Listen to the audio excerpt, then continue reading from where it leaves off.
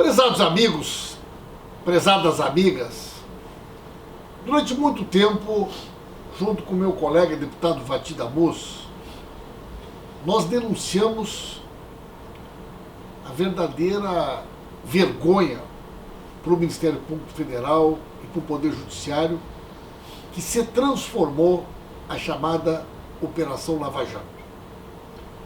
Um dos capítulos que nós mais questionamos foi o chamado capítulo da indústria das delações. E neste capítulo, várias condutas perversas do Ministério Público Federal foram denunciadas por nós. Os esquemas, os escritórios de advocacia, a maneira como o Ministério Público Federal mantinha e mantém pessoas presas sem julgamento para forçar delações, a maneira como eles conduzem para que o delator só receba os benefícios se falar aquilo que o Ministério Público Federal quer, mas também uma prática que era comum nas ditaduras: perseguir familiares com o objetivo de atingir o investigado e fazer com que a sua resistência seja abalada e ele se torne um delator, um cachorro, como eram chamados na época da ditadura. E hoje, deputado Vadi, o Intercept traz essa denúncia, mostrando no detalhe aquilo que nós sempre denunciamos, essa troca que existia, aonde o Ministério Público Federal e o Moro perseguiam familiares para atender os objetivos de forçar as pessoas a fazerem delações. Pimenta, é muito apropriada a tua lembrança, a analogia que tu fez com a época da ditadura. Na ditadura, aqueles presos, né, mais resistentes, aqueles que, mesmo sob tortura, não confessavam, não delatavam, não entregavam companheiros, eles passaram a usar filhos, filhas, mulheres, pais, né? Eu não estou dizendo que a Lava Jato torturou fisicamente as pessoas, mas se valeu dos mesmos métodos da coação psicológica. Não há pai, não há marido, não há esposa que resista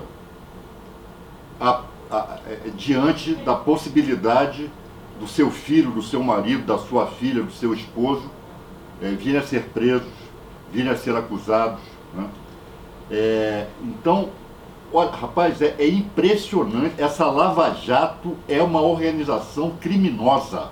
Esse método foi muito utilizado pela ditadura no Brasil, no Chile, hoje, 11 de setembro. Hoje, né? Exatamente. Um dia que marca, né, a queda de Allende.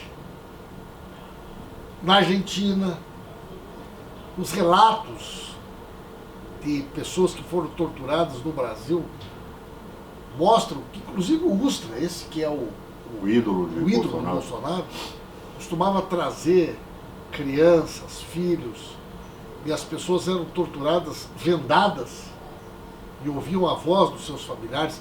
Aliás, ele se utilizava também de cobra, aranha, Fizeram isso com a Mira Leitão. rato. Fizeram isso com a Mira Leitão. Essa gente que é idolatrada pelo Bolsonaro. Exatamente. Agora, o que o Intercept mostra hoje é que eles decidiam fazer ações contra pessoas que eles sabiam que eram inocentes, que eles não tinham elementos de prova. E o Sérgio Moro sabia que a pessoa não era investigada, mas queriam, desta maneira, atingir o pai, para que o pai se entregasse, procurasse, né, procurava alguma coisa na filha. Existe uma previsão da lei que alguém possa pegar a filha de alguém pelo fato do pai ter cometido um crime? Não, isto é crime, né? Foram dois métodos, Paulo. Esse da Costa de ameaçar parentes e a Intercept já divulgou isso também, plantar na imprensa que fulano estava sendo investigado. Para esse fulano, né, se antecipar e ir fazer delação, ainda que não tivesse responsabilidade, apenas para não sofrer plantar que o parente da pessoa poderia ser investigado. Esse jogo perverso. E assim fizeram com Paulo Roberto Costa, que vocês devem lembrar, que dá origem a todas as delações da Lava Jato, na Petrobras. Paulo Roberto Costa. Ele negando tudo aquilo de que era acusado, quando os procuradores disseram que iam chamar a filha dele. Vadir, para que a gente possa entender um pouquinho do ponto de vista jurídico, o Ministério Público Federal insiste na tese, o Sérgio Moro e os, de que estas mensagens não têm valor jurídico. Né? Na medida em que existiu um inquérito, uma investigação sobre os hackers que teriam tido acesso a esse material, e esse material foi juntado no inquérito do Supremo Tribunal Federal e outros inquéritos, a defesa passa a ter direito a utilizar estas informações a favor dos seus clientes? Paulo, tem dois aspectos.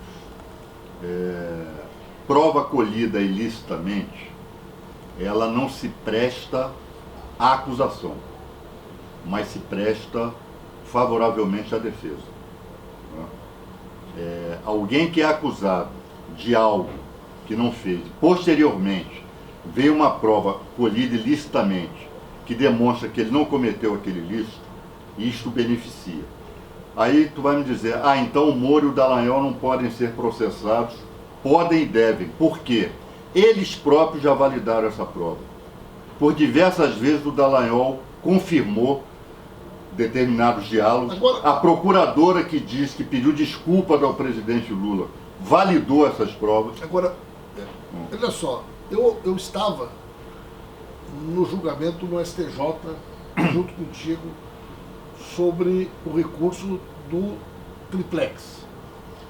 E os ministros do STJ diziam sempre que as provas não podem ser revisadas no STJ, as provas teriam que estar lá na primeira instância com o Moro, nem o TRF4 revisa a prova. Mas se hoje a gente sabe que as provas eram manipuladas, que havia um conluio, né? Existem mecanismos jurídicos para que estas questões possam ser revistas? Existe, já foi pedido, agora compete aos tribunais, o tribunal deveria anular todos os processos envolvendo o presidente Lula e outros lá em Curitiba, todos. Porque, Vadir, olha só, o Gilmar Mendes concede uma liminar impedindo que o Lula possa assumir como ministro-chefe da Casa Civil, baseado numa informação que lhe foi enviada pelo Moro. Na medida que nós sabemos hoje que aquela conversa que foi enviada era uma, e que outras 23 conversas que provavam exatamente o contrário do que o Moro sustentou para o Gilmar Mendes foram omitidas, de alguma maneira demonstra, inclusive, má fé, manipulação. Você mentiu para o ministro do Supremo Tribunal Federal para obter uma liminar, porque uma liminar, eu acho que é importante que as pessoas saibam, ela não houve o contraditório, né? Ela se baseou só na informação. Só na informação prestada pelo juiz. Então, mostra o papel fundamental da Lava Jato, de Moro e de Dallagnol, no golpe que depois a presidenta Dilma. Ou seja, a Lava Jato conspirou contra a democracia brasileira. Por isso, Paulo, estou defendendo contigo aqui, quero tornar isso público, nós tipificarmos aqui no Brasil o crime de conspiração. O que Dallagnol e Moro fizeram foi conspiração. Esse crime é tipificado lá nos Estados Unidos. E veja bem, Vadir, estão chegando de volta no Congresso, né, os vetos sobre a lei de abuso de autoridade. Esse episódio do Intercept mostra como foi uma enorme lacuna na legislação brasileira ter permitido que durante muito tempo as autoridades não fossem, né, objeto de algum tipo de legislação. Sabe que eu coloquei o nome de lei canceler na lei de abuso de autoridade? Corretamente, né? Claro. Então eu acho que foi a maior vítima física. Isso mostra, porque toda essa sacanagem, né, se é que nós podemos chamar assim, que envolve o Dallagnol, o Moro, essa gente toda, se nós tivéssemos uma lei que tipificasse determinadas condutas criminosas de procuradores e juízes, talvez hoje Essas já condutas estivessem, talvez não tivessem talvez sido... já estivessem respondendo pelos crimes que Sem cometeram. sombra de dúvida. E Moro só continua no Ministério da Justiça, primeiro, porque o atual presidente não tem qualquer apego à moralidade, qualquer apego à ordem jurídica, qualquer apego à probidade administrativa. Um presidente sério já teria mandado embora. E tem medo do Moro. E tem medo, né? Então, ele convenientemente vai fritando o Moro, vai desmoralizando o Moro, mas não exonera o Moro, né? Porque o correto era exonerá-lo. E Moro e Dallagnol têm que ser processados criminalmente. Muito bem, nós não queremos só a liberdade do presidente Lula. Exatamente. Nós queremos Lula presidente e nós queremos Moro e Dallagnol Presos. respondendo pelos crimes que cometeram. É isso. É exatamente isso.